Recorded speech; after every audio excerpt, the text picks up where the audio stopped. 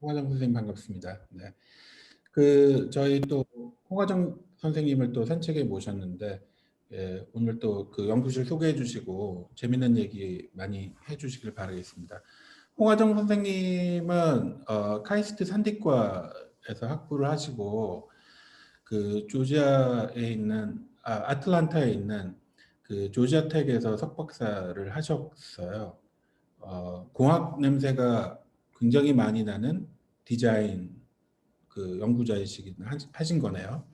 그러고는 이제 2015년에 이제 유니스트로 오셔가지고 이제 교편을 잡으셨다가 교편이라니까 굉장히 또 옛날 표현이네요. 네. 그랬다가 이제 2년 전에 서울대학교 언론정보학과로 오셔서 지금 연구실을 여셨어요. 그래서 홍하정 선생님 연구 소개를 좀 듣고 그러고 또 얘기를 나누도록 하겠습니다. 네, 반갑습니다. 서울대학교 데이터 인터랙션 앤 디자인 랩의 홍화정이라고 합니다. 일단 이렇게 소개 기회를 주셔서 참 영광으로 생각을 하고요.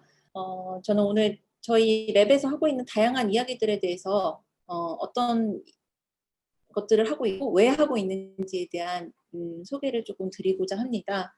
일단 제가 운영하고 있는 DXD 연구실은 사회의 다양한 모습과 또 다양한 사람들의 니즈를 데이터 기반의 디자인 연구를 통해서 조망을 하고 나아가서 현재 기술이 가진 어떤 한계점과 향후 어떤 기술이 나아가야 될 함의점에 대해서 밝히기 위해서 경험적 연구를 수행하는 연구실입니다.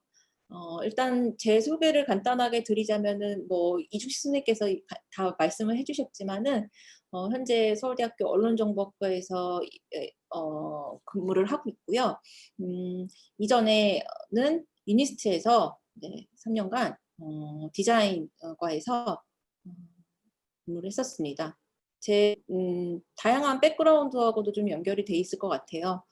학부는 산업 디자인을 전공을 했고 또 석사와 박사는 휴먼 컴퓨터 인터랙션을 전공을 해서 그런 다양한 경험들을 해오고 지금은 이제 사회과학대학 안에서 HCI 문제에 대해서 다루고 있습니다.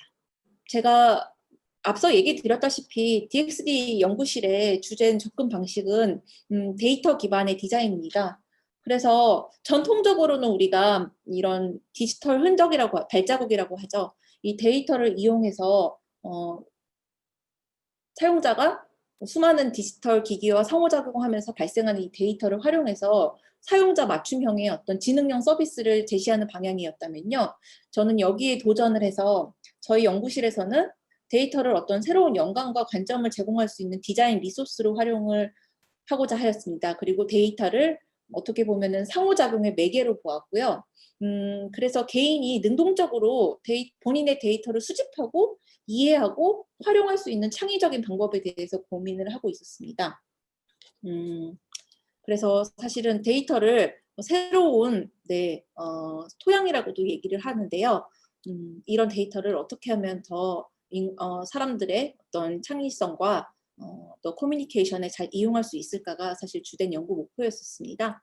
그래서 제 이제 여러 가지 연구 관례 중에 특히 주된 연구 관례 중에 하나는 사람들, 엔드 유저들, 그리고 디자이너들, 리서처들이 데이터를 같이 활용하면서 어떤 새로운 혁신을 일으킬 수 있는 어떤 디자인 메소드에 대해서 계속 고민을 해오고 있고요.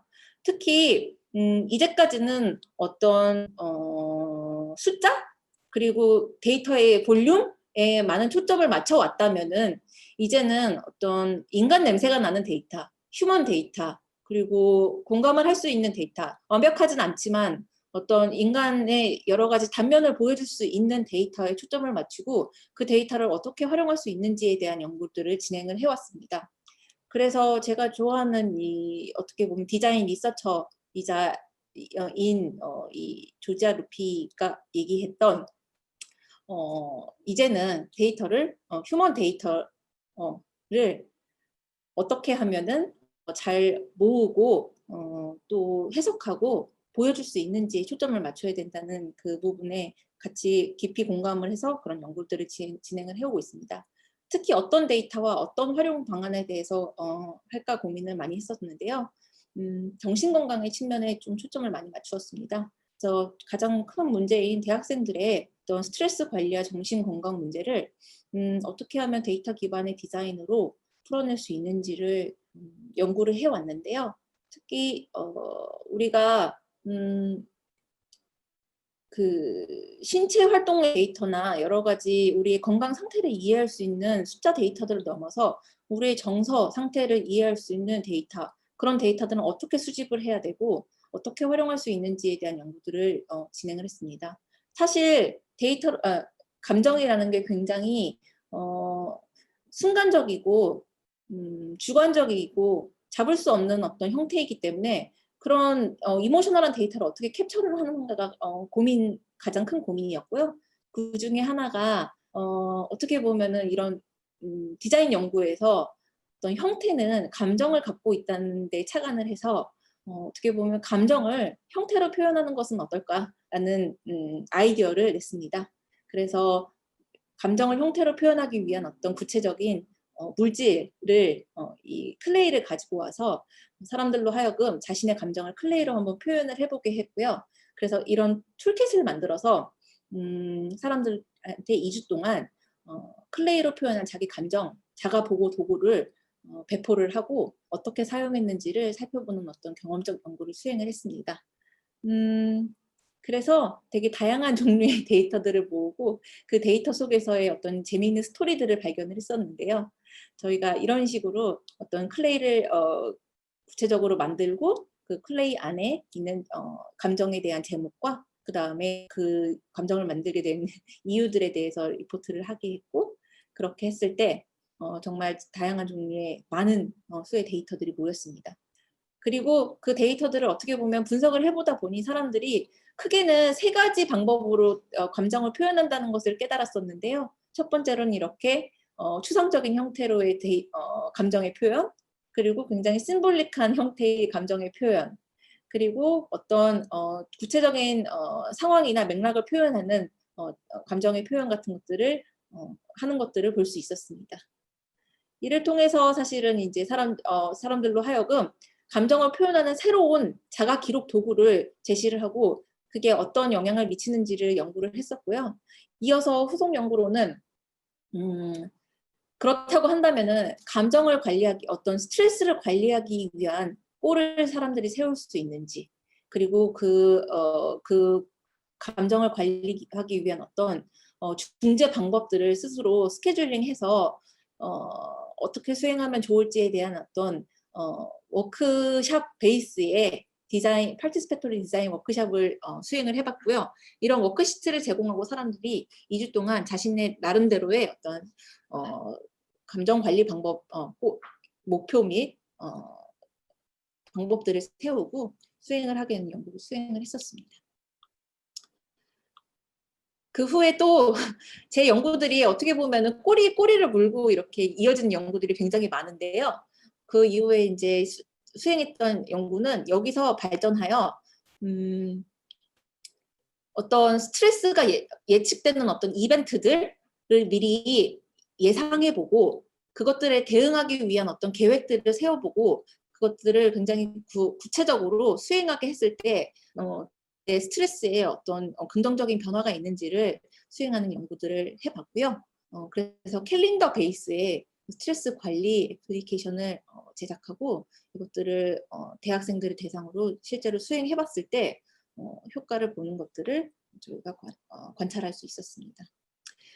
그래서 이런 경험적인 연구를 진행하다 보면은 어쨌든 그 현장 속으로 들어가야 되고 이 사용자들과 밀접하게 정말 인터랙션을 해야 되는 많은 상황들이 발생을 하기 때문에 저희 연구실에서 특히 초점을 맞추고 있는 부분은 그 이런 디플로이먼트를 진행하기 전에 굉장히 오리엔테이션 등 사람들과의 연구 참여자들과의 어떤 밀접한 라포 형성 및 인터랙션을 굉장히 중요하게 생각을 하고 있습니다. 그래서 어떻게 보면은 그런 실험이라고 표현하면 좀 그렇지만은 이런 연구를 소개하고 그다음에 연구 참여를 독려하기 위한 어떤 머터리얼 같은 것들을 굉장히 좀 관심을 유도할 수 있도록 만들고요. 그다음에 이 연구를 굉장히 짧게 소개하는데 임팩트 있게 소개하는데 굉장히 공을 들이고 있습니다. 그래서 후속 연구로 이제 스트레스 관리를 할 수 있도록 알고리즘 기반의 스트레스 관리 어플리케이션에 대한 스터디를 하기 위해서 만든 어떻게 보면 연구 소개 머터리얼이고요. 이 소개 머터리얼을 통해서 사람들에게 이 연구가 무엇이고 이 연구에 참여했을 때의 어떤 베네핏에 대해서 소개하는 이런 머터리얼들을 굉장히 공을 들여서 만들고 있습니다. 그래서 심지어 어떻게 보면 장기적인 연구이기 때문에 이런 카카오톡 오픈 채팅방 같은 것들을 활용해가지고 참여자들과 계속 소통을 하면서 어떤 문제 해결을 하는 이런 방식들을 취하고 있습니다. 그리고 이제 한 축이 이런 데이터 기반의 정신건강 관리 그리고 휴먼 데이터의 어떤 새로운 방법으로 휴먼 데이터를 모으고 해석하고 이 데이터를 통한 커뮤니케이션이라고 한다면은 또 다른 축은 그 소외된 계층들을 위한 어떤 이런 AI 서비스들, 그다음에 데이터 기반의 서비스들은 어떻게 디자인되어야 되는지에 대한 고민들을 또 하고 있습니다. 그래서 특히 제가 관심을 가지고 보고 있는 팝플레이션은 장애를 가진 아동들과 그 가족들을 지원하는 서비스인데요. 그래서 앞서 말한 어떤 이런 데이터 콜렉션 툴들이 이런 장애 아동들과 그 가족들에게 주어졌을 때 어떤 기회들이 있고 또 현재 어떤 한계점이 있는지를 분석을 하고 새로운 디자인안을 제시하는 그런 연구들을 많이 진행을 해왔습니다. 그래서 이게 서울대 컴퓨터공학과의 박사과정 학생이 만든 어떤 플렉서블한 자가 기록 도구인데요. 이게 사실은 유니버셜한 툴이고 모든 사람들을 위해 제작된 툴이지만은 특히 이 툴이 사춘기를 겪고 있는 발달 장애, 특히 고기능 자폐를 겪고 있는 학생들에게 사용됐을 때 어떤 베네핏이 있는지를 한번 저희가 장기 사용 스터디를 통해서 파악을 해봤고요. 그런 것들을 통해서 이 친구들이 어떤 토픽들을 수집하고 싶고 나에 대한 어떤 데이터를 수집하고 싶어 하는지 그리고 그런 데이터를 수집해서 어떤 소통을 누구와 하고 싶은지에 대한 스터디를 진행을 해왔습니다. 그래서 이 청소년들의 자폐 청소년들의 자가 기록 도구 사용에 대한 스터디를 이렇게 진행을 해봤고요. 또 컨버세이셔널 에이전트를 사용해서 이 자폐 청소년들이 자신의 어떤 다양한 니즈들을 어떻게 표출하고 이것들을 자신의 어떤 생활 보조 도구로 어떻게 사용하는지에 대한 연구들을 지금 진행을 하고 있습니다. 그래서 저는 주로 아까 말했듯이 찾아가는 연구, 네, 에스노그래피 기반의 연구들을 진행을 하고 있고요. 그리고 특히 참여 기반의 어떤 디자인을 하기 때문에 그 디자인 머터리얼을 잘 준비해서 충분히 본인들의 생각들을 표현할 수 있게 하고 기술에 대해서 어떤 생각을 갖고 있는지를 이끌어낼 수 있게 하는 어떤 머터리얼을 디자인을 하고 이것들을 배포하고 이것들의 효과들을 보는데 또 관심이 있습니다. 그래서 특히 이제 조금 더 뻗어나가는 질문으로는 데이터 기반의 어떤 서비스뿐만 아니라 전반적으로 AI 제품 설계의 디자인 프로세스를 접목해서 AI 기술을 비판적으로 평가하고 또 AI와 효과적으로 소통하고 협업하고 또 AI를 온라인과 가정, 직장에서 또는 다른 굉장히 다양한 소셜한 컨텍스트에서 활용할 수 있는 방법에 대해서 고민을 해오고 있고요. 그래서 제가 이제 취한 여러 가지 방법들 중에 하나가 미래 예측 디자인이라는 방법으로 스페큘레이티브 디자인을 채택해서 미래에 있을 어떤 여러 가지 상황들에 대해서 그 기술과 사람이 소통하고 있는 어떤 그런 상황들을 상정하고, 그다음에 그런 도전점들이 무엇이고 우리가 앞으로 기술을 디자인할 때 고려해야 될 요소들은 무엇인지에 대한 고민들을 이 스페이큘레이티브 디자인을 통해서 진행을 해왔었습니다. 그래서 다양한 어떤 AI 기술에 대한 비판 방식들 취해서 이렇게 결과물로 나온 것들을 몇 개 소개를 드리자면요. 한 가지는 AI 루디즘에 대한 얘기인데요. 21세기 러다이트 운동이라고 해서 안티 AI 카페를 디자인을 해보고 거기서 AI로 인한 어떤 피해는 무엇이고 사람들이 그 AI에 대한 어떤 인식이 어떻게 변해가는지를 보여줄 수 있는 어떤 미래의 안티 AI 카페에 대한 얘기들을 진행을 해보기도 했고요. 그래서 알고리즘의 어떤 책무성에 대해서 어떻게 보면 드러내고 비판을 하는 디자인을 진행을 해봤습니다. 그리고 또 가상의 시나리오들을 활용해서 현재의 알고리즘 사회의 태도와 현 주소를 되돌아보는 이런 프로젝트도 진행을 해봤었는데요. 특히 딥페이크 같은 어떤 딥러닝 알고리즘으로 인한 문제들을 지적을 하면서 딥챗이라는 어떤 가상의 사람들의 대화를 모방하는 서비스를 제시하면서 거기서 나타나는 어떤 데이터의 주체에 대한 문제, 그리고 이 잘못된 어떤 이 딥챗과 인터랙션 하면서 나타나는 어떤 잘못된 인식이나 어떤 상대에 대한 왜곡, 이미지에 대한 왜곡 문제 같은 것들은 어떻게 될지에 대한 스터디를 진행을 해봤고요. 한번 동영상으로 한번 설명을 해드리는 게 좋을 것 같습니다.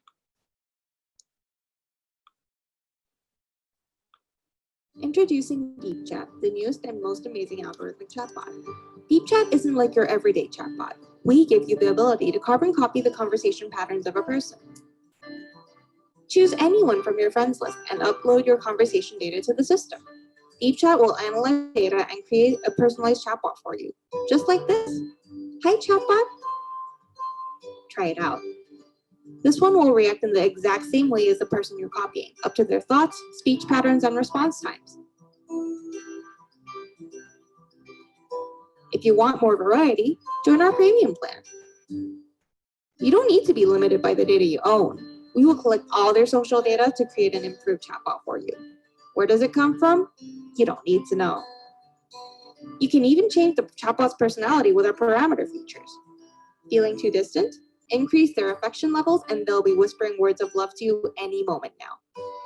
You can also visit our website to purchase chatbot copies of celebrities at a discount price. With DeepChat, you can have any conversation you want with anyone you want. DeepChat, download now. By downloading and using DeepChat, you are agreeing to grant us access for all of your social media and messenger data. 네, 그래서 사실 인간관계를 모방하고 예측하는 AI가 등장했을 때 사람 간의 관계는 어떻게 변할 것인지, 그리고 뭔가 이런 시뮬레이션 결과를 바탕으로 현실의 행동을 결정하게 된다면 그건 과연 나의 판단인 건지 나의 의지인 건지, 그리고 뭐 이렇게 비인간 에이전트와 상호작용하는 습관이 현실의 태도에 어떤 영향을 미칠지, 그리고 어떤 이런 개인의 데이터가 재화로 취급될 때 데이터 활용에 대한 윤리는 어떻게 될 것인지에 대한 어떤 질문들을 던지는 이런 시나리오를 만듦으로써 새로운 어떤 디자인 기회에 대해서, 리서치 기회에 대해서 제시하는 이런 방법론을 취해봤습니다. 그래서 네, 저희 연구실의 이제 메소드를 좀 설명을 하자면은 에스노그래피 기반의 메소드를 수행을 하고, 특히 믹스드 메소드로 정성적인 방법들과 정량적인 방법들을 모두 포함하는 연구들을 하고요. 특히 어떤 빠른 임플레멘테이션을 통한 핵심 기능들을 구현하고 그것들을 디플로이 함으로써 실제 어떤 에비던스 기반의 디자인을 추구를 하고 있습니다. 그리고 특히 저희 연구실에서는 다양한 사람들, 그리고 때때로는 조망받지 못한 사람들을 대상으로 하는 연구들을 수행을 하고 있기 때문에 그 무엇보다도 또 균형 잡힌 시각이 중요합니다. 그래서 단순히 이제 공감 능력을 키우는 것을 넘어서 데이터 그리고 연구 방법론 그리고 결과 분석에 있어서 다양한 방법과 시각을 좀 조화롭게 만드는 것을 중요하게 생각을 하고 있고요. 그래서 특히 혼자 연구하는 것보다는 협업이 활발을 하고 연구 방법도 전에 말했듯이 정량적, 정상적 방법을 모두 사용하는 혼합 방법론을 추구를 하고 있습니다. 특히 또 디자인 띵킹에 근거해서 어떤 작은 변화가 아니라 어떻게 보면은 파괴적인 미래를 예측하고 또 그 예측함으로써 새로운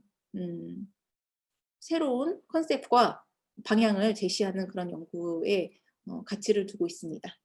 네, 감사합니다. 저는 한 가지 궁금한 게 있는데 이제 일반적으로 아까 지적도 해주셨지만 일반적으로 데이터라고 하면 이제 상당히 빅데이터에 굉장히 보편 다수의 데이터를 기반으로 어떤 의사결정을 하거나 아니면 레커멘데이션을 하거나 뭔가 모든 사람이 조금 신뢰할 수 있을 만한 판단 근거를 만든다는 측면에서 그간 이제 경험을 설계하는 입장에서는 많이 써온 것 같은데 지금은 이렇게 굉장히 그 사람에게 특화되어 있는 그 사람의 데이터를 이용해서 뭔가 연구를 하신다고 아까 설명을 하셨는데 네. 그게 구체적으로 어떤 그 작용을 하게 되는 건지 좀 궁금하네요. 그 데이터가 어떤 식으로 작용을 하는지. 아까 말씀드린 빅데이터는 모든 사람에게 보통은 이러한 것들을 사람들이 하더라, 뭐 선호하더라, 뭐 좋아하더라 등등의 이제 그런 객관적 기준을 제공했다면 이제 그 사람에게는 어떤 역할을 하게 되는 건가요? 퍼스널 데이터가 갖고 있는 이제 장점이라고 한다면은 일단은 이런 개인의 데이터, 개인 정보학에서의 이런 데이터 수집은 어떻게 보면은 굉장히 이제 개인적이고 주관적인 데이터들을 꾸준하게 어떻게 하면은 지치지 않고 모을 수 있을까가 사실은 큰 이슈일 텐데요. 그런 부분에 있어서 이제 새로운 방법으로 데이터 수집 방법에 대한 접근을 통해서 사람들로 하여금 스스로 데이터를 모으고 그 데이터에 대한 어떤 해석을 할 수 있는 힘을 길러주는 게 사실 큰 목표였고요. 또 이제 여기서는 소개드리지 않았지만은 더 나아가서는 이 트래킹한 데이터들이 어떻게 보면은 의료 전문가와 상담을 할 때 있어서 어떤 내 상태를 객관적으로 설명하고자 할 때 사용될 수 있는 근거 자료로 사용할 수 있다는 장점도 있었습니다. 저는 이제 선생님 얘기해 주신 것 중에서 디자인 방법론이 굉장히 좀 약간 새로운 것 같아요. 선생님은 이제 에스노그래피라는 표현을 쓰셨지만 굉장히 참여적이고 능동적이고 어찌 보면 연구자들은 이제 손이 많이 갈 수도 있는 뭐 설명도 해야 되고 지속적으로 관찰도 해야 되고 이런 측면에서는 그 방법들이 굉장히 새롭다 하는 생각이 좀 들거든요. 아까 이제 이성식 선생님도 말씀하셨지만 데이터 그러면 되게 이제 뭐 0, 1로 돼 있는 굉장히 객관적인 그런 거이고 또 컨텐츠라고 그러면 우리가 찍어놓은 사진 뭐 아니면 SMS로 보내는 텍스트 이런 건데 그 중간 정도에 있는 것 같아요. 휴먼 데이터라는 게 자동적으로 만들어지기도 하고 또 이제 능동적으로 하기도 하고 그 레이어들을 이렇게 모으시는 그 방법론인 것 같은데 그 방법론이 이렇게 부르는 이름이 있나요? 아니면은 선생님 한 건가요? 어떤 건가요? 너무 잘 설명을 해주셔가지고 사실은 저도 그런 게 제가 생각하기에는 이제 그런 방법들을 사실은 세미 뭐 오토메이티드 트래킹 이런 식으로 그냥 굉장히 기계적으로 설명을 하긴 하지만 디자인 방법론에서 이런 이런 식의 방법을 어떤 레이블링을 붙이기는 사실 어려운 것 같아요. 그런데 제가 생각하기에는 이런 자동적으로 모이는 데이터 와 그 데이터가 갖고 있는 어떤 함의를 같이 이해하기 위해서는 어쨌든 현장 속으로 들어가야 되는 것들은 필수적이라는 생각이 들고요. 그런 점에 있어서 이런 전통적인 디자인 방법론들, 특히 뭐 참여 디자인 방법론들이 어떻게 재해석될 수 있는지, 그리고 어떻게 이 새로운 컨텍스트에 맞추어서 바뀔 수 있는지, 그 본질은 유지하되 그런 부분에 대해서 네, 많은 생각을 하게 됩니다.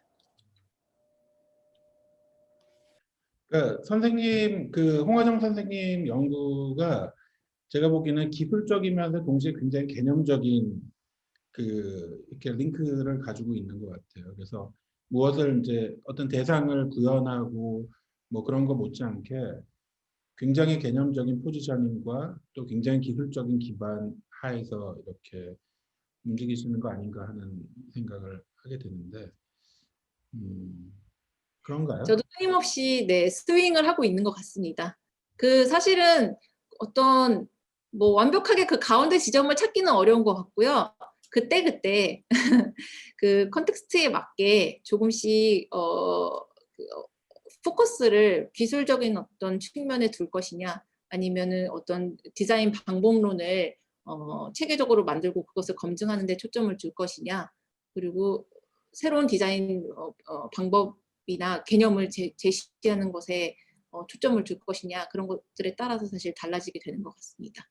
어떤 현상을 관찰하고 그 관찰한 현상을 바탕으로 어떤 문제를 제기하고 그 문제를 해결하는 과정에 있어서 사실은 그게 결국 어떻게 보면 큰 틀에서 보면 연구의 과정이잖아요. 그래서 그게 크게 다르진 않다고 생각하지만은, 제가 또 중요하게 생각하는, HCI 연구자로서 중요하게 생각하는 포인트는 사실은 어떤 구체적인 소통의 도구 없이는 새로운 아이디어를 소개하고 그게 갖고 올 어떤 임팩트에 대해서 알아보는 게 불가능하기 때문에 제가 중요하게 생각하는 부분 중에 하나는 수행하고 사용하게 하자라는 게 되게 중요한 포인트입니다. 그래서 그런 디자인 아웃컴들, 이게 어떤 디자인의 결과물이 될 수도 있고요. 아니면은 굉장히 테크니컬한 뭐 기술이 될 수도 있지만은 그것은 사실 어떤 구현의 피델리티의 측면에서 보게 되면 어떤 차이일 뿐이지, 어떤 핵심적인 아이디어를 만들고 그것들을 검증하는 과정, 구현하고 검증하는 과정은 다르지 않다고 생각을 합니다. 저는 그 휴먼 데이터라는 표현이 굉장히 좋았어요.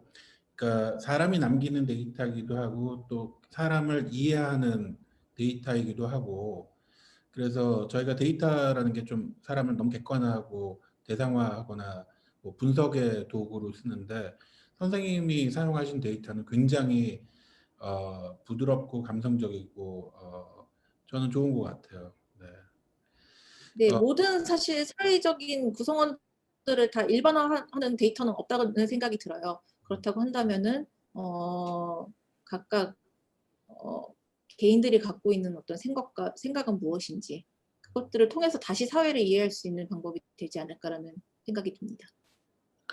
저는 이제 그 마무리를 하자면 그 너무 기술적인 것에 치우치는 것도 좀 부담스러워하고, 반면에 또 너무 이론적인 것들 하는 거에도 좀 지겨워하는 학생들 중에 분명히 이제 홍화정 선생님 접근을 원하는 학생들이 있을 텐데, 그동안 이제 되게 찾기 어려웠을 것 같은데, 뭐 이 동영상을 보거나 선생님 연구 결과를 보면 선생님 연구실에 가서 아주 흥미로운 그런 상상의 이제 혹은 이제 경험적인 것들을 해가면서 연구를 하지 않을까 생각합니다.